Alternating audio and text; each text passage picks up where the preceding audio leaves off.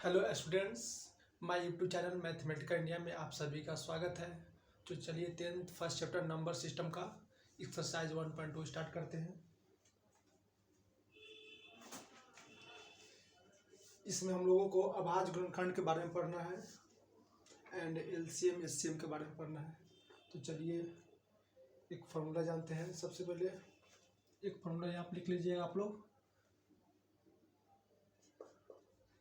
HCF गुने LCM बराबर एक संख्या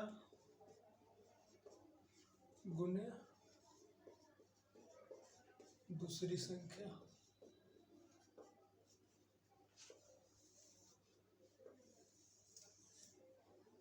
ये फॉर्मूला आप लोग याद रखिएगा। चलिए एक्सरसाइज 1.2 स्टार्ट करते हैं।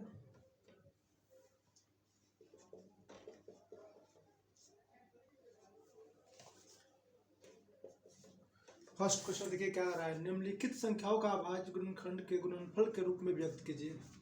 अभाज्य गुणनखंड नाम से अभाज्य गुणनखंड, इसके गुणनखंड में अभाज्य संख्या आती है। चलिए 140 फर्स्ट है 140, इसका अभाज्य गुणनखंड करते हैं।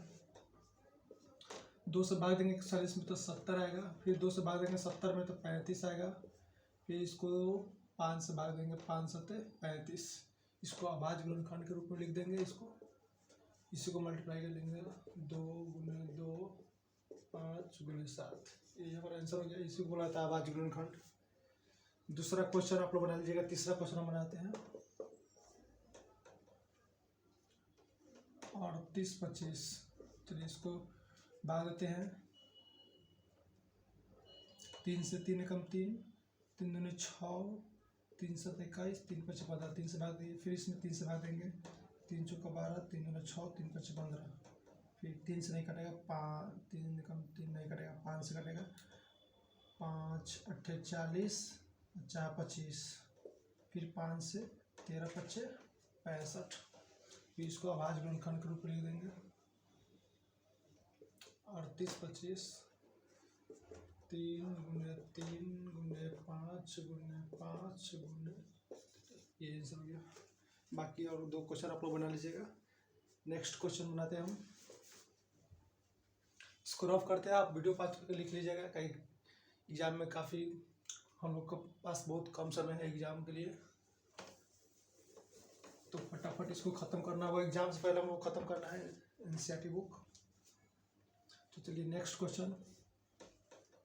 इसमें कह रहा है पूर्णांकों को निम्नलिखित युग्म के एचसीएफ और एलसीएम ज्ञात कीजिए तथा इनकी जांच कीजिए कि 2 संख्या का गुणनफल एचसीएफ गुणे एलसीएम है। जो ये फॉर्मूला भी लिखे ये यूज होगा इसमें। सेकेंड नंबर क्वेश्चन में तो देखिए 2 संख्या दिया है 26 और 91। इसका एचसीएफ और एलसीएम ज्ञात करते हैं अभाज्य गुणनखंड की विधि से। चलिए 26 का गुणनखंड करते हैं। यहाँ पर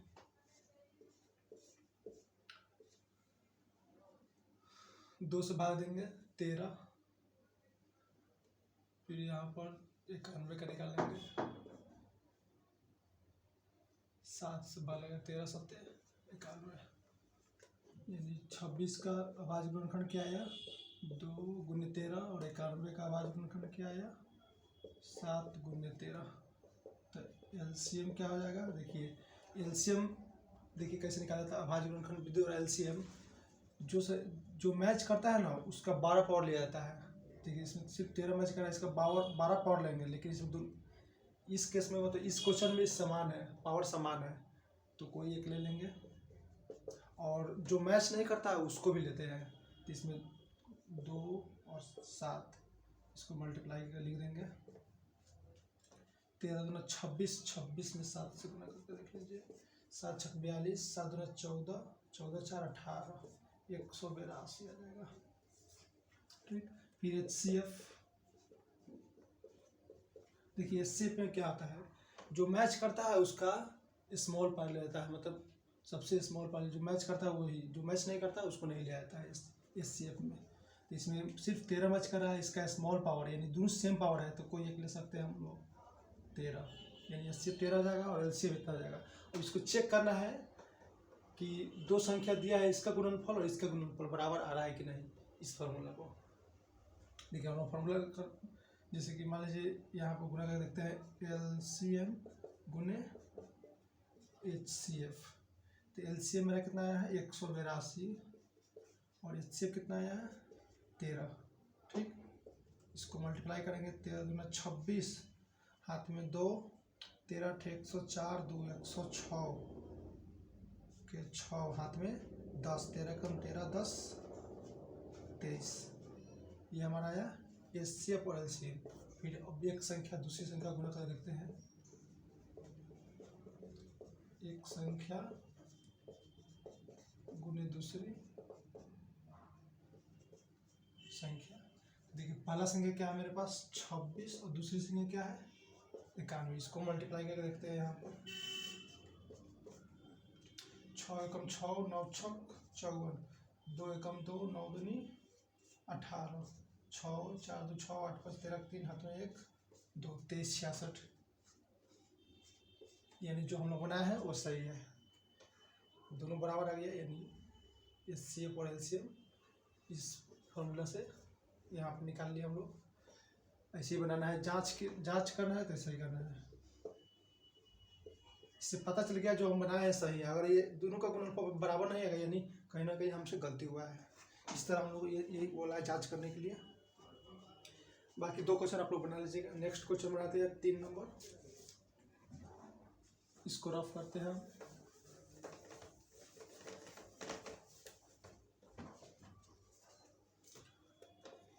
तीसरा क्वेश्चन क्या कर रहा है देखिए, अभाज्य गुणनखंड विधि द्वारा निम्नलिखित पूर्णांकों का HCF और LCM ज्ञात कीजिए। HCF और LCM ज्ञात करना अभाज्य गुणन। पहला देखिए क्या है 12, 15 और 21। इसका अभाज्य गुणनखंड विधि द्वारा हमको HCF और LCM ज्ञात करना है। चलिए ज्ञात करते हैं। 12 का अभाज्य गुणनखंड क्या हो जाएगा, डायरेक्ट इसको रहता है, छोटा छोटा अंक है। 2 दूना 4 3 12। फिर 15 का लिखेंगे गुणनखंड अभाज्य गुणनखंड 3 5 15। फिर 21 का लिखेंगे, 21 का लिखेंगे 3 7 21। इसका LCM क्या हो जाएगा LCM देखिए इसको सॉरी पहले इसको पावर के रूप में लिख लीजिए। 2 2 बार आया है तो 2 का स्क्वायर, 3 एक बार है तो कोई बात 1 के बार आ जाएगा। इसमें वही सही है, इसमें एक बार जो इसमें मतलब जो संख्या मतलब रिपीट होगा ना उसको पावर के रूप में लिख देंगे, ताकि इसमें मान जो मैच करेगा तो इसमें LCF और LCM ज्ञात करने में आसान हो जाएगा नियम के अनुसार। तो इसका LCM यानी 2 का स्क्वायर, इस 2 मैच नहीं कर रहा है तो इसको लिखेंगे। ठीक, फिर यहाँ पर 3 3 3 मैच कर रहा है लेकिन इसका सबका पावर सेम है तो कोई एक ले लेंगे। फिर यहाँ 5 मैच नहीं कर रहा है, इसको भी लेंगे। 7 भी मैच नहीं कर रहा है, इसको भी लेंगे। फिर इसको मल्टीप्लाई करेंगे। 4 2 दूना 4 4 3 12 12 से 60 60 7 7 6 42 420 आ जाएगा। और HCF इसका सिर्फ मैच वाला देखिए संख्या जो मैच कर रहा है, जो तीनों में शामिल हो, कॉमन इसको रहता है हाईएस्ट कॉमन फैक्टर। देखिए 3 3 इसमें 3 है, बाकी कोई मैच नहीं कर रहा है, कोई भी अंक मैच कर रहा है। इसका स्मॉल पावर यानी सबका सेम है तो यानी इसका सबका पावर 1 है तो 3 आ जाएगा यहाँ पर। बस ये इतना ही। इस अभाज्य गुणनखंड विधि द्वारा सही HCF और LCM ज्ञात किया जाता है। नेक्स्ट क्वेश्चन इसमें बनाते हैं। देखिए नेक्स्ट क्वेश्चन क्या है, दूसरा बनाते हैं। 17 23 और 29, इसका हम लोग को LCM और HCF ज्ञात करना है। चलिए 17 का अभाज्य गुणनखंड क्या होगा 17 गुने 1 लिख सकते हैं। 23 का अभाज्य गुणनखंड क्या होगा 23 गुने 1 लिख सकते हैं। 29 का अभाज्य गुणनखंड क्या होगा 29 गुने 1। इसका LCM क्या हो जाएगा देखिए। और हम लोग को अभाज्य संख्या का और उसका LCM ज्ञात करना हो तो सीधा इसको मल्टीप्लाई कर दिए LCM हो जाएगा। अभाज्य गुणनखंड का HCF हमेशा 1 होता है।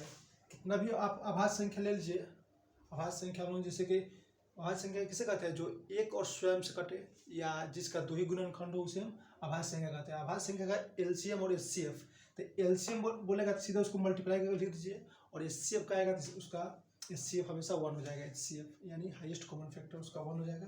एलसीएम इसको मल्टीप्लाई करिए, 17 गुने 23 गुने 29, इसको मल्टीप्लाई कर लीजिएगा आप लोग। फिर इसका एचसीएफ क्या हो जाएगा, इसका देखिए इसमें सब में कॉमन कितना है 1 है, जो सभी में आ रहा है इसका 1 हो जाएगा। देखिए ये सभी अभाज्य संख्या है, तो अभाज्य संख्या का एलसीएम और एचसीएफ बहुत आसान होता है, इसको अभाज्य गुणनखंड करने की कोई जरूरी नहीं है, सीधे इसको मल्टीप्लाई करके लिख दीजिए, एलसीएम हो जाएगा और इसका 1 हमेशा एचसीएफ हो जाएगा। कोई भी अभाज्य संख्या, कितना भी अभाज्य संख्या ले लीजिए, उसका एचसीएफ 1 ही होगा।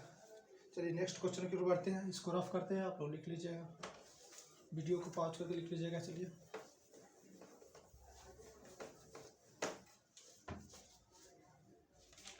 चौथा क्वेश्चन देखिए क्या आ रहा है। एचसीएफ, दो संख्या का एचसीएफ दिया हुआ है और एलसीएम ज्ञात करना है हम लोग को। तो देखिए यहाँ पर क्या क्या दिया हुआ है। एक संख्या दिया हुआ है 306, दूसरी संख्या दिया हुआ है 657 एंड एचसीएफ दिया हुआ है 9। तो हमें एलसीएम ज्ञात करना है। देखिए फार्मूला क्या होता है, इसी फार्मूला को हम लिखेंगे, होता है एचसीएफ गुने एलसीएम बराबर एक संख्या गुने दूसरी संख्या। एचसीएफ दिया तो एचसीएफ की जगह 9 लिखेंगे, एलसीएम को निकाला है तो एलसीएम की जगह एलसीएम ही रहने देंगे। एक संख्या में पता है कितना, हमको पता है 306, दूसरी संख्या कितना है 657। के बाद देख लेते हैं 306 657 एचसीएफ, ठीक है। देखिए एलसीएम हमको ज्ञात करना है, ये गुना में है तो इधर आ जाएगा तो भाग में हो जाएगा। 657 9 से डिवाइड करेंगे, इसमें 9 से करेंगे नहीं, 9 3 27, 9 चौका 36 कर देगा, 9 3 27, 3 9 चौका 36, इसको मल्टीप्लाई करके लिख देंगे। यहाँ पर 657 में 34 से मल्टीप्लाई करेंगे, 7 चौका 28, 5 चौका 20, 3 23, 6 चौका 24, 2 26, 7 3 21, 5 3 15, 2 17, 6 3 18, 1 19, 8 4 7 6 13, 3 हाथ में 1, 9 11, 12 2 हाथ में 2, आएगा 22 3 3 4 8, इतना बड़ा आंसर हो जाएगा। एलसीएम इतना आ जाएगा इसका। चलिए नेक्स्ट क्वेश्चन की ओर बढ़ते हैं, वीडियो को पॉज करके लिख लीजिएगा।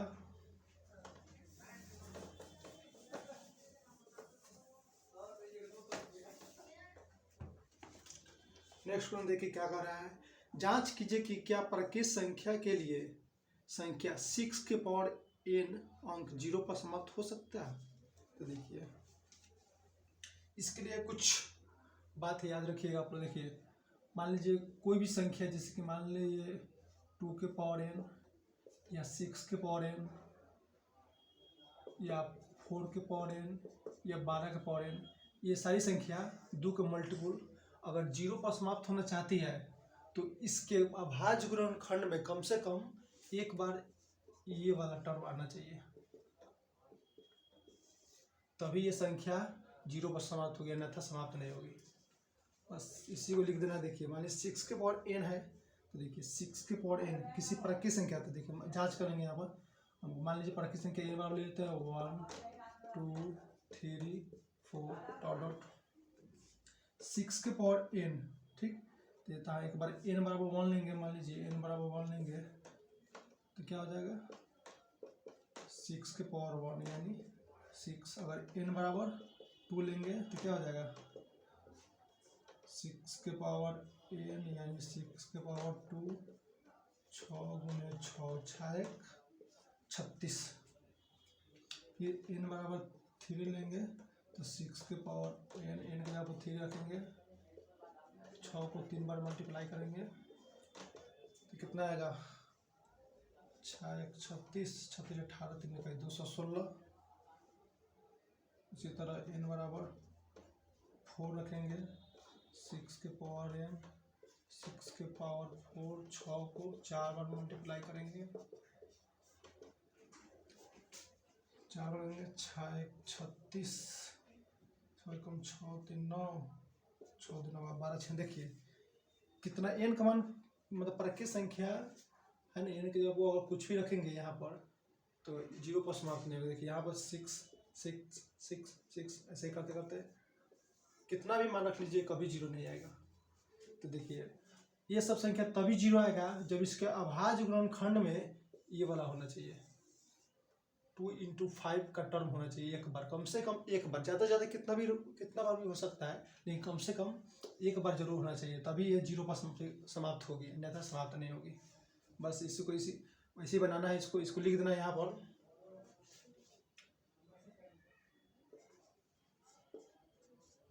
किसी भी प्राकृत संख्या n के लिए 6 के पावर n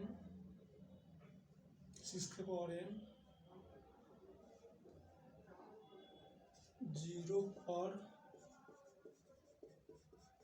समाप्त नहीं होगी, यानी n के वो कोई भी प्राकृत संख्या रख दीजिए वो कभी 0 पर समाप्त नहीं होगी, क्योंकि इसके अभाज्य गुणनखंड 6 के अभाज्य गुणनखंड में ये वाला टर्म आ ही नहीं पाएगा इसमें। और कोई भी संख्या अगर ये मतलब कोई भी अगर संख्या है और उस 0 पर समाप्त होना चाहती है 0 पर, तो ये वाला टर्म एक बार, कम से कम एक बार जरूर होना चाहिए। बस इसमें इतना ही टर्म याद रखना है। नेक्स्ट क्वेश्चन की ओर बढ़ते हैं।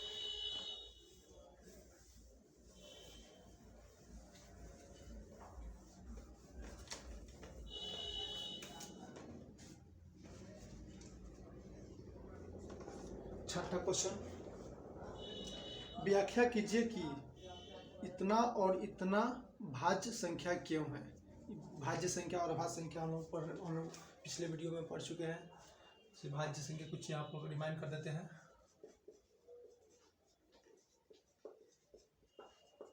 भाज्य संख्या, अभाज्य संख्या। भाज्य संख्या वैसी संख्या जिसका गुणनखंड 2 से अधिक हो उसे भाज्य संख्या कहते हैं।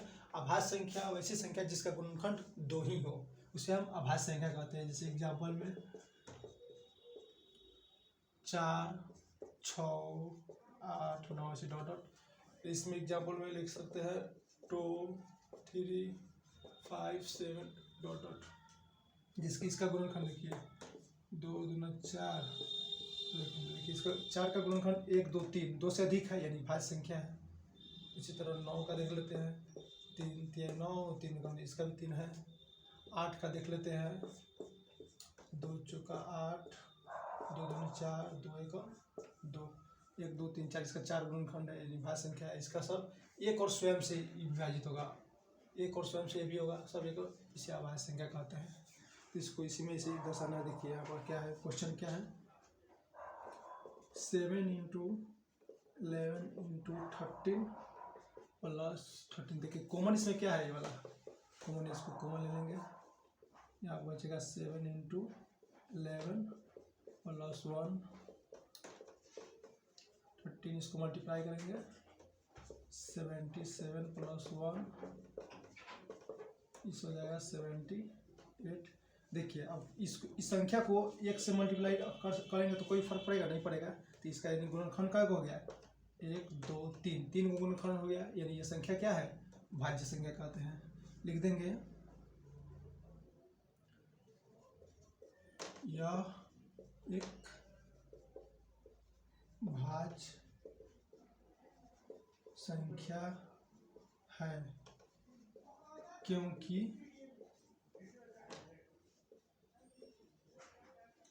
इसके 2 से अधिक गुणनखंड है। बस इतना ही। एक और है, एक और संख्या है इसमें जो बताना है भाज्य संख्या क्यों है। देखिए क्या कर रहा है, 7 × 6 × 5 × 4 × 3 × 1 सॉरी 3 × 2 × 1 प्लस 5। इसमें भी 5 कॉमन है तो 5 कॉमन ले लेंगे।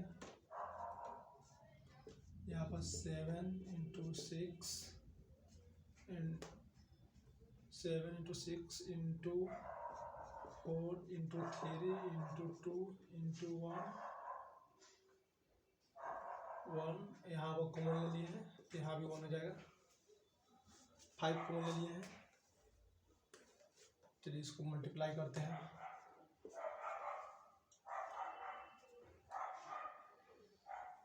देखिए इसको मल्टीप्लाई करेंगे तो कोई संख्या आएगा, फिर उस संख्या को हम 1 से मल्टीप्लाई कर सकते हैं तो फिर उतना ही आएगा। कोई ना कुछ संख्या आएगा ना, तो यानी इसको भी ऐसे लिख सकते हैं। आप लोग गुना करके यहाँ लिख लीजिएगा, इसको लिख दीजिएगा, सेम इस तरह लिख दीजिएगा।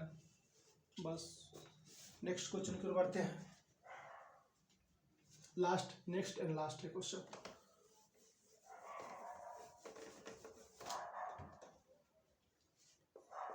सातवां क्वेश्चन देखिए क्या करना है। किसी खेल के मैदान के चारों ओर एक वृत्ताकार पथ है। इस मैदान का एक चक्कर लगाने में सोनिया को 18 मिनट लगते हैं, जबकि इसी मैदान को एक चक्कर लगाने में रवि को 12 मिनट लगते हैं। मान लीजिए कि वे दोनों एक ही स्थान से एक ही समय पर चलना प्रारंभ करके एक ही दिशा में चलते हैं। कितने समय बाद वे पुनः प्रारंभिक स्थान पर मिलेंगे। देखिए वृत्ताकार पथ हो और बिंदु एक ही हो, चलने का बिंदु एक ही हो और दिशा एक ही हो और चाल डिफरेंट हो सकता है, तो हम लोग टाइम ज़्यादा और कम लगा है। तो सोनिया को यानी वृत्ताकार पथ हो और दिशा एक ही, मतलब एक ही हो, बिंदु एक ही हो, तो सीधा उसको एलसीएम ज्ञात कीजिएगा, इसका आंसर आ जाएगा। पुनः प्रारंभिक स्थान पर प्राप्त हो जाएगा, वो टाइम पता चल जाएगा। तो देखिए एक है 18 और एक है 12, इसका एलसीएम ज्ञात करते हैं अभाज्य गुणनखंड विधि द्वारा। 2 × 9 = 18, 3 × 3 = 9, 3 × 3, इसका हो जाएगा 2 × 6 = 12, 2 × 3 = 6, 3 × 3, इसका भाज्य गुणनखंड लिख देंगे यहाँ पर 2 × 3 × 3 × 1, इसको लिख सकते हैं 2 × 3 के पावर 2, फिर यहाँ पर 12 का 2 × 2 × 3 × 1, 2 बार है तो 2 का पावर 2 हो जाएगा, 3 × 1। देखिए ये वाला मैच कर रहा है तो इसका सबसे 12 पावर लेंगे एलसीएम के लिए, तो 12 पावर यानी 3 के पावर 2। ये भी मैच कर रहा है तो इसका 12 पावर लेंगे, ये वाला 12 पावर है इसमें तो ये लेंगे। बस 1 से मल्टीप्लाई करेंगे तो कोई फर्क नहीं पड़ेगा। 3 × 3 = 9, 2 × 2 = 4, 9 × 4 = 36 मिनट बाद वे दोनों एक ही स्थान पर मिलेंगे। फिर चलिए इस वीडियो में इतना ही, तब तक के लिए जय हिंद। मिलते हैं नेक्स्ट वीडियो में और नेक्स्ट चैप्टर के साथ।